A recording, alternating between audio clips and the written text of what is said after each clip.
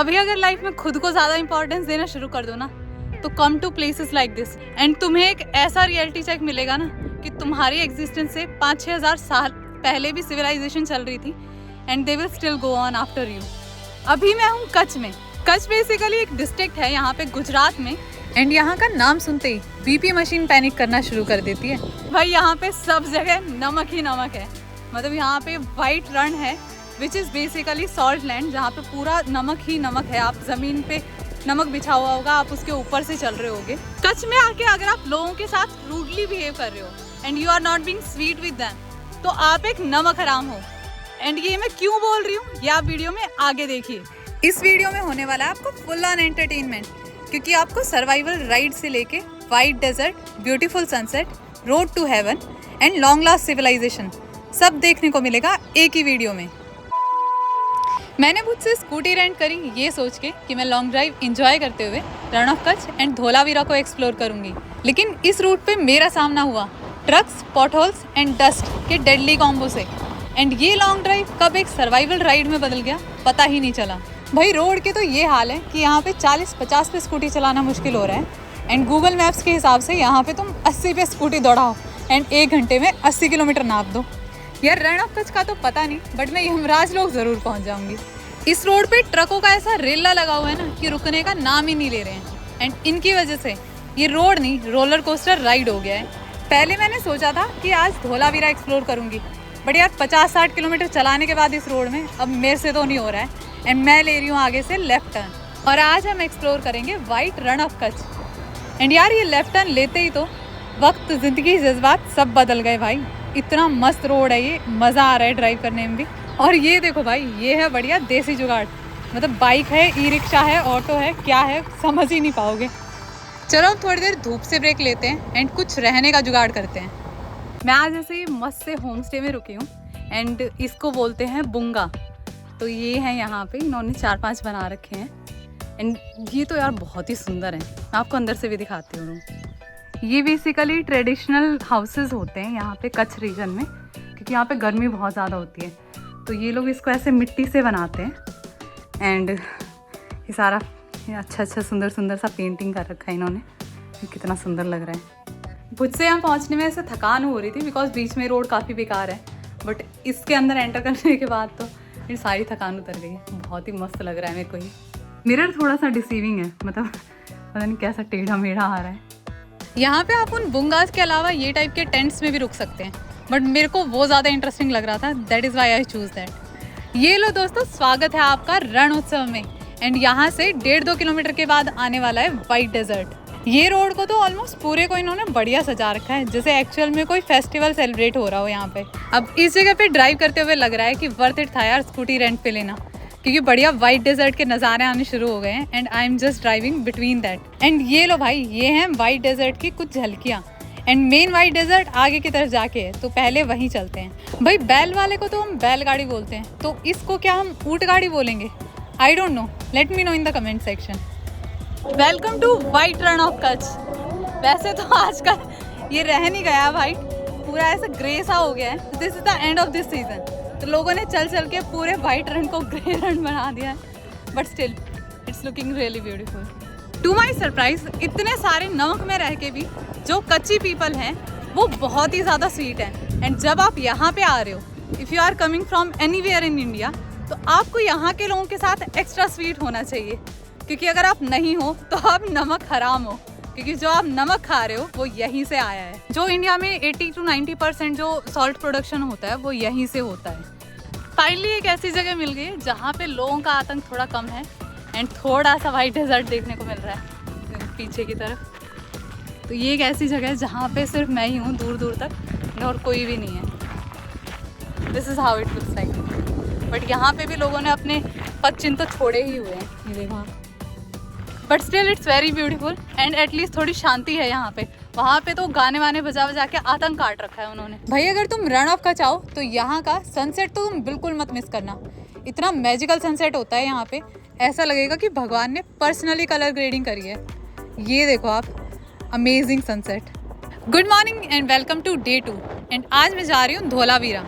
And सुबह हो शाम हो, दिन हो या रात हो, भाई ये ट्रकों का रैला तो ऐसे ही चल रहा है इस रोड पे। थैंकफुली आज की ड्राइव में थोड़ा ही रास्ता था इस पर्टिकुलर हाईवे पे एंड मैंने ले लिया है एक right turn and I am on this road and मेरे को लगा था कि यहाँ पे ट्रक नहीं मिलेंगे, बट ये तो गलतफहमी थी यार। टाइम रहते आप लोग भी अरावली हिल्स के व्यूज़ को एंजॉय कर लीजिए, क्योंकि अब थोड़े टाइम में तो ये ख़त्म ही होने वाले हैं। एंड मैं ऐसा क्यों बोल रही हूँ, तो आप ये देखो कितने ज़ोरों शोरों से पहाड़ों को काट काट के ख़त्म किया जा रहा है यहाँ पे एंड ट्रकों में भर भर के ले जाया जा रहा है फिर। और ये देखो यार, रास्ते में यमराज ने अपने भैंसे भी प्लांट कर रखे हैं, तो मतलब रोड टू हेवन जाने के लिए यमराज के भैंसों को टपा के जाना पड़ेगा। एंड फाइनली हम पहुँच गए हैं रोड टू हेवन एंड अब हम इस जगह के बारे में कुछ फन फैक्ट्स जानते हैं। कच्छ का ओवरऑल एरिया है 45,000 स्क्वायर किलोमीटर, जो कि मतलब कुछ अपने इंडिया के स्टेट से भी बड़ा है, जैसे कि केरला एंड हरियाणा। कच्छ वर्ड का लिटरली मीनिंग है something that is wet as well as dry from time to time. तो जब बारिश वाला सीजन आता है तो ये पूरा एरिया पानी में सबमर्ज हो जाता है and when the summer season came तो पानी इवेपोरेट होके यहाँ पे पूरे सॉल्ट माइंस बन जाते हैं एंड देन यहाँ से नमक उठा के हमारे लिए सॉल्ट प्रोड्यूस किया जाता है। तो ओवरऑल जो इंडिया का 80 to 90% ऑफ सॉल्ट प्रोडक्शन है वो इसी एरिया से होता है। तो ये जो आप इतना सारा पानी देख रहे हो ये सारा नमक का पानी है एंड इस बार बारिश थोड़ी ज़्यादा हुई है इसलिए पूरा पानी भरा हुआ है, अदरवाइज यहाँ पे प्रॉपर सॉल्ट बिछा हुआ होता। अभी रोड के दोनों साइड पे आप देखो ये यही है भाई। ज़मीन और आसमान को एक होते हुए देखना है ना तो कच्छ में आइए। ये देखिए यहाँ पे तो फिर भी डिस्ट्रिक्शन दिख रहा है, बट इधर पे आके क्या पानी है और क्या आसमान है आप डिफरेंस ही नहीं बता पाओगे। तो बिल्कुल एक हो गया, मर्ज हो गया सब कुछ। यार ये रोड टू हेवन की ड्राइव तो इतनी सीनिक है, सीरियसली ऐसा लग रहा है जैसे विंडोज़ के किसी वॉलपेपर में घुस गई हूँ मैं। तो इतना मज़ा आ रहा है ना यहाँ पे ड्राइव करने में, मैं क्या ही बताऊँ। बट सीरियसली अब निकलते हैं यहाँ से एंड पहुँचते हैं धोलावीरा। ये लो यार, फाइनली मैं पहुँच गई हूँ हड़प्पन सिटी धोलावीरा एंड ये है इसका एंट्री गेट एंड चलते हैं। यार स्काई तो देखो क्या मस्त ब्लू हो रहा है यहाँ पे। ये है धोलावीरा सिटी का मैप एंड यहाँ पे काफ़ी कुछ डिटेल में भी बता रखा है इन्होंने, जिसको आप इधर पे रीड भी कर सकते हो। आज हम खोजबीन करने वाले हैं the largest Harappan city in India which is this Dholavira. This is a Harappan city, basically it's a part of Indus Valley civilisation, जो कि आज से 5-6 हज़ार साल पहले एग्जिस्ट करती थी एंड पूरी दुनिया में ये 5th सबसे बड़ी इंडस वैली सिविलाइजेशन की सिटी है which was kind of basically a metro city of present time. अगर हम टाइमलाइन की बात करें तो जो अपने महाभारत एंड रामायण हैं, जो कथाएं हैं, वो बेसिकली आज से 2500 या 3000 साल पहले की हैं एंड ये जो सिटी है this is the remains of 5-6,000 years old city, like it's between 3000 BC, that is before Christ. So अभी हम हैं 2000 में, so this is after Christ. So आप जोड़ लो तो ओवरऑल मिला के 5-6 हज़ार साल पहले की बात कर रहे हैं हम। और आप देखो इन्होंने उस टाइम पे इतना सॉर्टेड सिस्टम अरेंज कर रखा था ना एंड इस सिटी को इतना परफेक्टली डिज़ाइन किया था कि चारों डायरेक्शंस में वाटर रिजर्वर थे ताकि कभी भी यहाँ पे पानी की कमी ही ना हो। कुछ सेक्शंस को तो ऐसे जनता के लिए नो एंट्री भी कर रखा है, क्लोज्ड है, बिकॉज वही होगा कि लोग ओवर आर्ट इफेक्ट्स को डैमेज ना कर दें, इसलिए मे बी एंट्रीज क्लोज्ड हैं। तो ये बेसिकली उन्होंने बनाए हुए थे अपने अनाज को स्टोर करने के लिए।